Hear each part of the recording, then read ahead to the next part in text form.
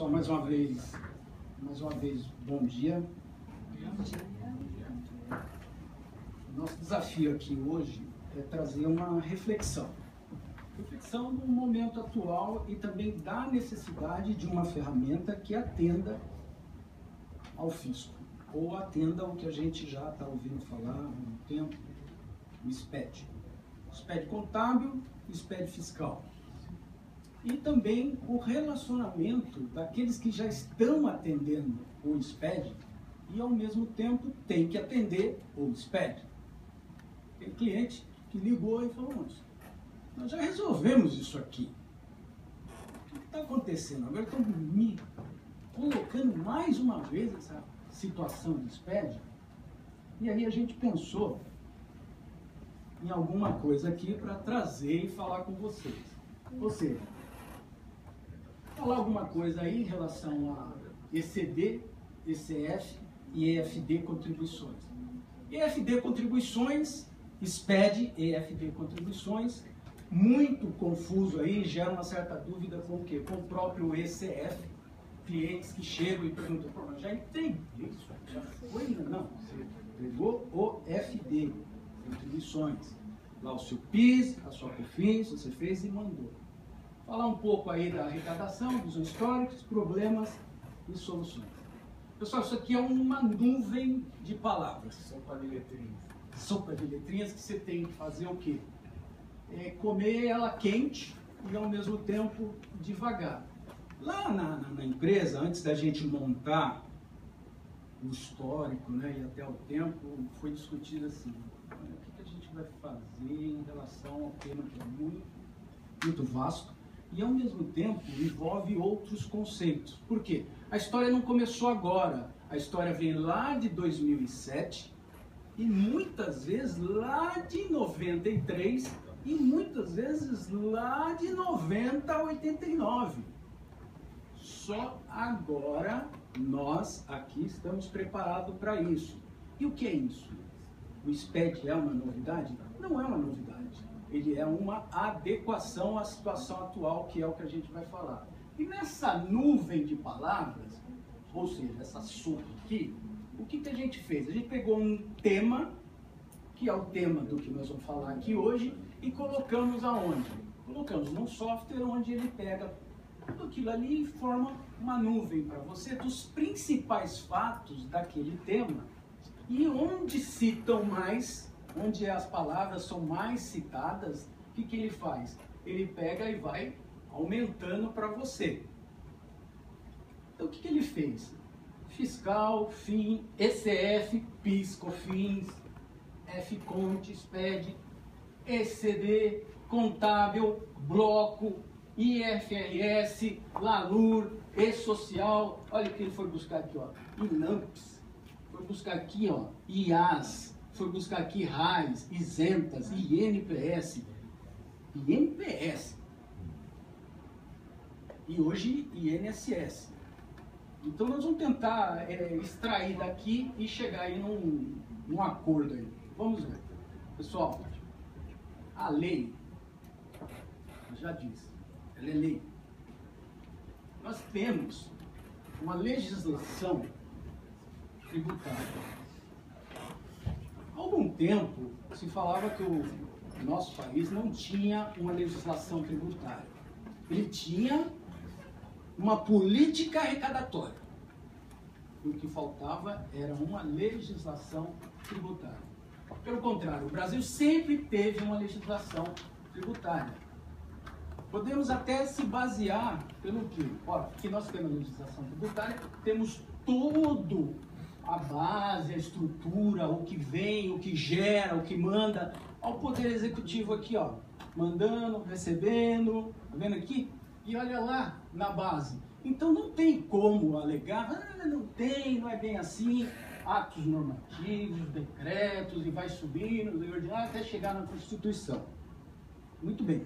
Por que a gente colocou isso aqui, pessoal? Porque existe conceito, existe organização, existe base e tudo já foi discutido, combinado. Não é assim. O cara acordou lá hoje, o legislador acordou hoje, não, vamos fazer alguma coisa aqui que eu quero aparecer na mídia. Não, não funciona. Não funciona assim. Em matéria tributária ou em outras matérias do direito, não funciona assim. Ou seja, tudo é muito discutido, tudo é muito pensado, tudo é muito votado, demora-se e às vezes perde-se o efeito da coisa. Ou seja, o que começou a falar lá em 2007 está sendo concluído hoje, 2015. O que se começou a falar lá em 2008 está sendo concluído hoje, 2015. Então, esse que eu estou falando, começou a falar, escreva aí, SPED. Muito bem. Só, o decreto 6.022, ele é de quando? 2007. O que ele fez? Ele instituiu o Sistema Público de Escrituração Digital, o conhecido SPED. Então, nós temos também em 2007 a Lei 11.457, que criou o quê? A Super Receita. Então vejam bem, não é coincidência. Não é coincidência. E o que foi a Super Receita? Isso aí cabe até... Antes você tinha lá... Você viu que a sopa trouxe o quê? Trouxe o INAMPS, trouxe o IAPAS e trouxe o outro lá. INPS. INPS. Muito bem, INPS. Então isso aí é lá da década de 80, 70. E o que a Super Receita fez? Ela juntou a arrecadação do atual INSS, que antes não existia, porque para permitir que a Super Receita lá em 2007 ficasse estruturada, anteriormente, lá na década de 80, juntou-se o quê? O INAMPS com o IAPAS e simplesmente transformaram em INSS. A parte da arrecadação ficou com quem? Com o INSS. E a parte da assistência social, a parte da assistência médica, foi-se para o outro lado. E aí, o que a Super Receita fez? Pegou a arrecadação do INSS e trouxe para quanto? Trouxe para debaixo da asa dela. Fica melhor para todo mundo, é uma coisa mais centralizada, para as empresas também é melhor. Melhor por quê? Você não tinha que fazer lá tudo lá no INSS, depois você não tinha que fazer tudo lá na Receita. Você vai juntando. Isso aí é uma elevação. Mas também, com o SPED, você tinha que ter essa estrutura. Estrutura parte de quem? Da própria Receita. Então veja bem, se a gente pegar a alteração do SPED em 2013, então vou frisar mais uma vez, começou lá em 2007. 2013 você tem que fazer o quê? Foi lá o decreto 7979, o que ele fez? Ele alterou esse cara aqui. Ou seja, você tem lá um decreto de 2007, foi alterado aonde? Aqui em 2013, 8 de abril. E onde que ele altera? Se você pegar e comparar os dois, o que vai acontecer? Ele vai acrescentar alguma coisa. Essa aqui é a alteração. Essa é a alteração. Então o que ele fala? Que é um instrumento que unifica as atividades de recepção, validação, armazenamento, autenticação de livros e documentos que integram a escrituração contábil e fiscal dos empresários, das pessoas jurídicas. Aí a alteração incluiu isso aqui, ó. Inclusive imunes ou isentas, e mediante fluxo único computadorizado de informações. Então veja bem, chega ali em 2013, o que a instrução normativa da Receita faz? Ela simplesmente impõe ali, ó, dispõe sobre a escrituração contábil fiscal. Ele vem e te pede mais uma escrituração. Mas pede aonde? Não é no papelzinho, é no diário, aquele não, ele pede no SPED, que é o Sistema Público de Escrituração Digital. Aqui, pessoal, nós vamos tentar fechar o raciocínio, até para a gente poder discutir alguma coisa. Vejam bem, até 2007, quando eu falo até 2007, você vai para cá, até 2007. O que a gente tinha? Uma contabilidade. Sempre tivemos contabilidade. Mas essa contabilidade verde e amarela, É uma contabilidade brasileira, exclusivamente brasileira.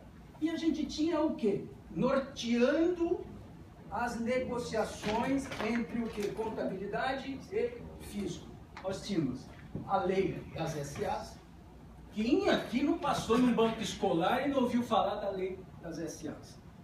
Acho que todo mundo. E nós tínhamos o quê? O decreto 3.099, o RI, o Regulamento do Imposto de Renda. Só que você olha, veja bem, aqui é 76 e aqui é 99. Se você pegar 76, quando a lei das SAs é imposta, o fisco, ele começa a falar o quê? Olha, quando você fala em SA, era o quê? Lucro real. Era lucro real. Mas e eu que não sou real? Isso aí você tem que analisar, tá? Então, veja bem, você tinha a lei das SAs para você que é lucro real e tinha o outro que apurava o lucro dele com outras formas de lucro. Até que chega em 99, sai um decreto, a Receita chega e fala, vamos fazer um regulamento? Bom, aí faz o regulamento do quê? Do imposto de renda. O imposto, pessoal, não é de renda, ele é sobre a renda. Ele não é do PS, não é do Maurício, ele é sobre a renda. Só que tem uma lacuna aqui, não tem? De 76 até 99. Então, pelo menos, a coisa começou a se encaixar. Quando chega em 2008, a gente tem o quê? A contabilidade internacional. Que fique bem claro, pessoal. Quando a gente fala na nossa contabilidade, que era baseada na lei das SAs, uma lei forte, bem estruturada, uma coisa funcionando, só que o mundo, ele gira. Principais parceiros econômicos do Brasil hoje: Estados Unidos, Alemanha, China. Você tem que tratar isso. Hoje você tem negociações com os Estados Unidos, você tem a China, tem a Inglaterra, você tem... Isso envolve uma contabilidade. E a contabilidade internacional, ela chega no Brasil quando? Em 2008. Aí imagina lá, antes você tinha aqui uma legislação contábil e aqui uma legislação tributária. Uma era 6.404 e a outra era o Rio. Aí, de repente, surge o quê? A contabilidade internacional. E a contabilidade internacional, ela vem mais sofisticada, ela vem mais rebuscada. Se a contabilidade lá já era um pouco complicada, com a internacional ela passa a ser o quê? Um pouco mais complicada, no sentido do quê? De obrigações, de deduções e outros tipos. Só que cria um problema, pessoal. A contabilidade internacional, ela vem com a própria evolução do mundo comercial.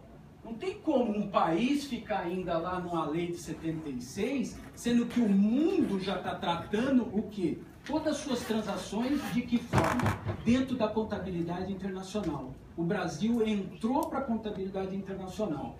E aí criou-se um impasse. Qual que foi o impasse? O impasse é assim, peraí pessoal, antes a regra era assim, eu pagava sobre, eu recolhia sobre isso. E hoje com a internacional, eu estou fazendo transações, a forma tem que recolher sobre isso. Por exemplo, a Roma abriu um escritório lá em Londres. E está lá produzindo, implantando, vendendo lá em Londres. E abriu outro aonde? Lá em Singapura, lá no Japão. Hoje nós temos empresas brasileiras multinacionais. E a contabilidade dela não pode ficar baseada numa contabilidade que é uma lei de 76. E aí o que aconteceu? Peraí, eu vendi lá e agora o fisco vai me faturar? Não.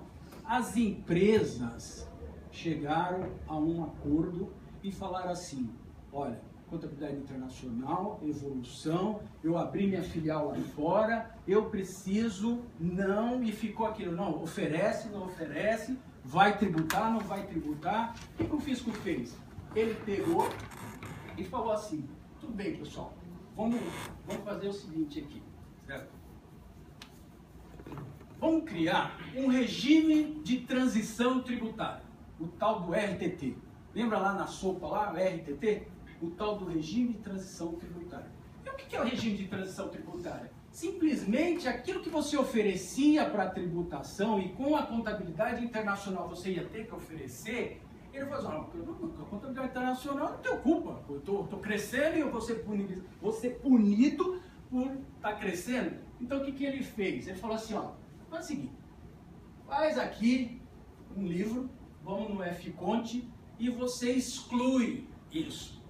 Certo? Isso não vai exclui, simplesmente foi uma forma de você ajustar e vamos pensar, vamos apurar mais, vamos trazer mais, só que isso aqui, pessoal, foi de quando? 2008 a 2013 e tem uma conta de chegada e as empresas cobrando o fisco, nós temos que dar um fim nisso, esse regime de transição até quando? Temos que dar um fim nisso. O próprio fisco ainda tentou, mas não dá. O comércio internacional ele tem aí uma voracidade, uma coisa que quando você vai para fora você acaba indo para outro. Aí chegou em 2014, o que acontece? O regime ele é o quê? Definitivo. Ele é um regime de transição definitivo, que é o RDT. Aqui, a lei que define a contabilidade internacional e a lei 11.491 que vem dar um apoio aí, só que o quê? 2009, em relação a todas essas mudanças. Só ficou claro isso? Ou seja, mudou não porque alguém quis, porque é uma questão de evolução. O país, ele hoje, apesar de que a contabilidade internacional, ela começa quando? Um pouco da história, né? Lá em 1993, quando em Londres, 10 países se encontram e falam, vamos pôr ordem aqui. Não tem como, o cara me manda um balanço da aba direita, da aba esquerda, as coisas não se encaixam, vamos, 93, que veio calhar aqui. Então veja só, pessoal, o fisco em 2004 era uma coisa, em 2013, outra, em 2014, outra. Se a gente analisar aqui, isso é fonte lá do próprio site da Receita, a evolução da arrecadação, ela simplesmente aumentou. Ou seja, você está falando aqui de 190 e aqui cai um pouco, 150. Então, analisando documentos. Então, veja bem, pessoal, a contabilidade internacional, ela traz um novo cenário para o Brasil. E, ao mesmo tempo, o fisco tem que acompanhar esse novo cenário. E, ao mesmo tempo, as empresas têm que acompanhar esse novo cenário. Por quê? Antes, você fazia a sua contabilidade gerencial e a sua contabilidade fiscal. Preenchia algumas obrigações acessórias e mandava para onde? Mandava para o fisco, oferecia a tributação. Falava, olha, tirei o meu, aqui é o seu, estou pagando tanto. Isso tudo relatório. E relatórios, muitas vezes, que eram até fora do padrão ou fora, aí, dependendo do imposto que a gente pudesse aí tratar.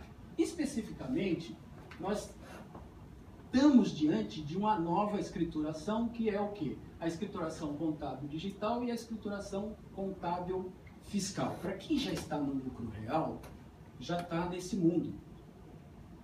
Exceto com algumas alterações. Qual é a alteração? Alteração, você não tem lá o F-Conte? Você não teve o RTT? Acabou o F-Conte, acabou o RTT? Você tem um saldo anterior, você vai ter que informar isso. Vai informar onde? No SPED. Outro problema que você tem, bloco K. Outro problema que você tem, o E-Social. E qual a solução? Se você não tiver uma ferramenta que atenda isso, você vai ter problemas. Qual é o problema? Antes, o problema era, fechei lá com a prefeitura de Nova York. E agora? Você não vai poder prestar serviço. Ele vai te pedir uma tal da certidão, coisa do tipo. E hoje, também, e você vai ficar impedido por causa do quê? Por causa do documento que você tem que mandar.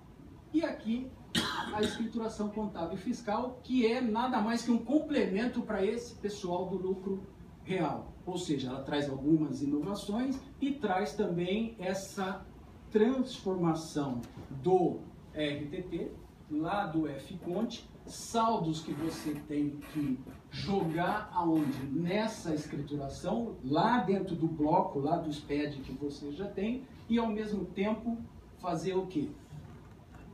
A sua DIPJ nele mesmo. Você não fazia separado? Hoje você vai fazer aonde? Lá no SPED. O E-Social, pessoal, ele traz um aviso que é o quê? A carteira de trabalho, ela deixa de existir.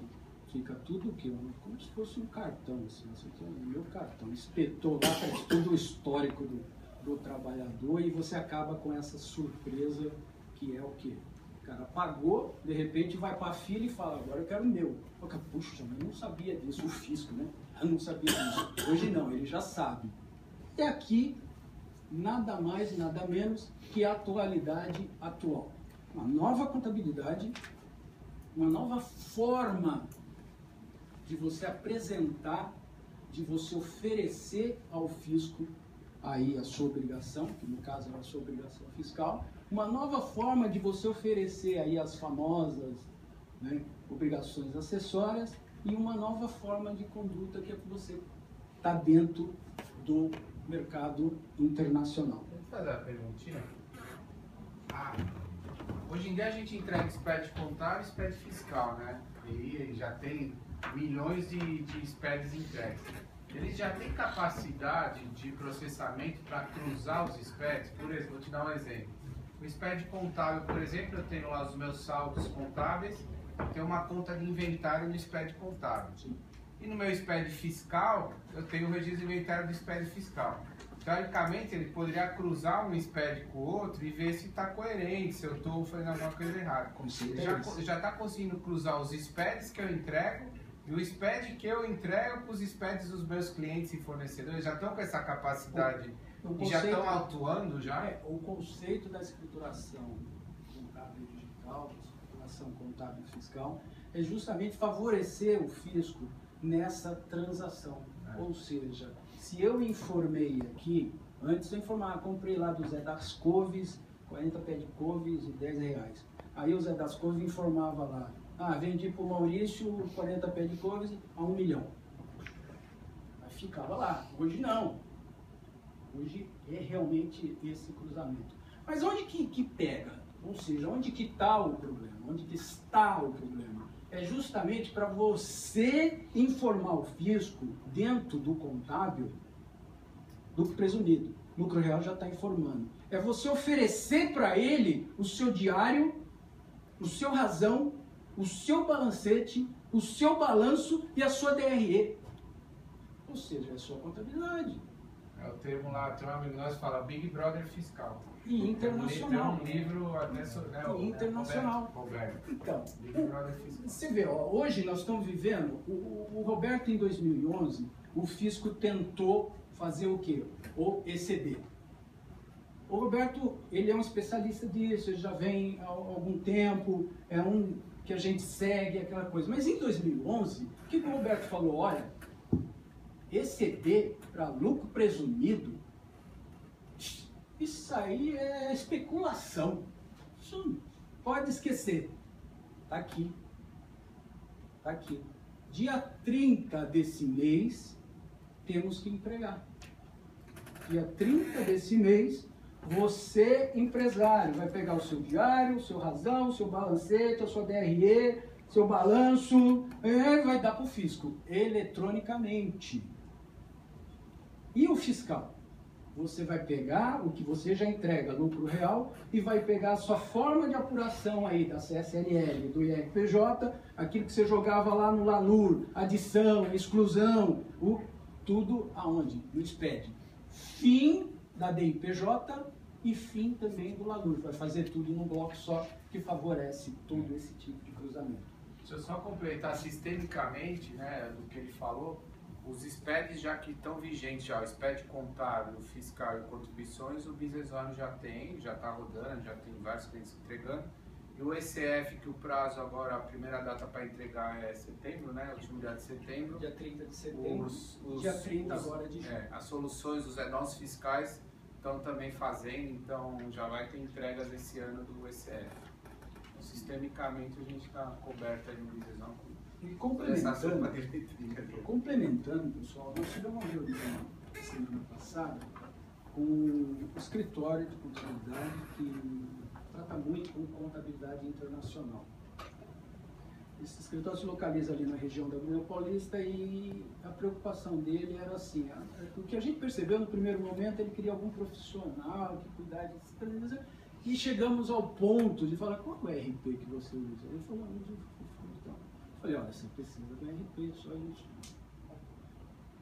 Ele falou, olha, mas eu não tenho tempo para RP, eu preciso de uma solução. Então, isso aí vem desde 2007. Quando chegar a notificação, alguém vai te chamar lá na sala. E aí? Chegou eletrônico. Pessoal, agradeço a atenção de vocês. Fico à disposição. Maurício, muito obrigado, muito esclarecedor. A gente aprende, apesar de ver esse mundo, a gente acaba vendendo muito RP por conta de inovação, tecnologia, resultados, mas a gente também acaba vendendo bastante para resolver esse tipo de situação, porque é uma loucura. E eu não posso dizer, né, Maurício, que esse é o último passo. Não. Provavelmente em 2017 tem mais algum passo que a gente vai descobrir. E o ERP é o cara que nutre, a forma de nutrir um sistema tão complexo quanto esse. Eu queria abrir para perguntas e respostas, enquanto isso vocês poderiam preencher a fichinha de avaliação, essa foi a nossa última palestra, a gente está à disposição para perguntas, respostas. Eu agradeço de antemão já a presença de vocês, sei que o deslocamento de vocês, seja de São Paulo, de outros locais, é sempre complicado por aqui, mas é um prazer a gente poder passar uma manhã junto, conversando, trocando ideias, ou seja, apesar de ter falado que a gente está vendendo, a gente está também trazendo informação, compartilhando, e a gente sabe que o processo de decisão por um software de RP, seja o nosso, seja de outro, é uma decisão que é dura. Ela envolve risco, porque é um casamento, né? Se você compra um RP, você compra ele e fica 10 anos com ele. Então é legal se ver, conversar, aprofundar e tudo mais. Então, abro para perguntas e respostas. Se vocês quiserem preencher a ficha de avaliação, te agradeço para a gente poder melhorar sempre o evento. Pessoal, muito obrigado pela presença. A gente está aqui à disposição para um a um para conversar se vocês quiserem. Obrigado, hein?